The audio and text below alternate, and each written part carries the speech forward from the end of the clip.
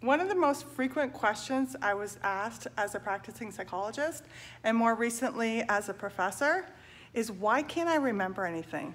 Literally, why can't I remember anything? And most people make the assumption that it's a memory issue. And I know after doing 20 years of psych assessments and spending time with my students, 90% of the time, it's a focusing issue, it's a attention issue.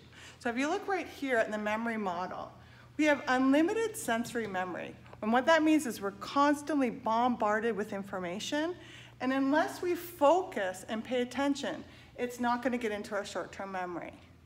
And then in order to get from the short-term memory into our long-term memory, that's where we remember things a long time, we have to be able to rehearse. But if you're not paying attention, if the person in front of you is telling you something and you're either on your phone or thinking about what's on your phone, then all this information is basically going to be lost, and it never gets to your short-term memory. So that's one of the reasons I wrote this article, the most recent article in the Drive magazine, on 5 different ways to focus. And I'm just going to give you one right now because I want you to really understand that assessment is the foundation for any kind of change. So that if we can't remember something, we have to take a step back and look at, why am I not remembering? Because most likely you're not paying attention.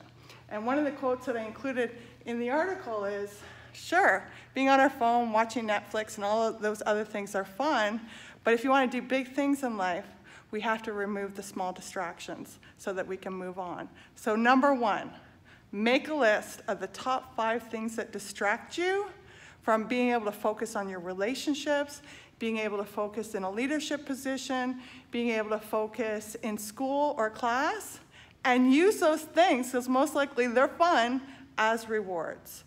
Number 2, okay, I'm going to give you 2 of the 5. Create a sacred space. So whether it is that you're with me right here, right now, honor the moment. Don't assume that you can swipe, search, Google, whatever, and bring it back. Honor the moment. Make it sacred. This day will never come again. My opportunity to meet you and talk to you in this moment will never come again. There are no do-overs when it comes to life in the most positive, mindful, meditative, Buddhist way.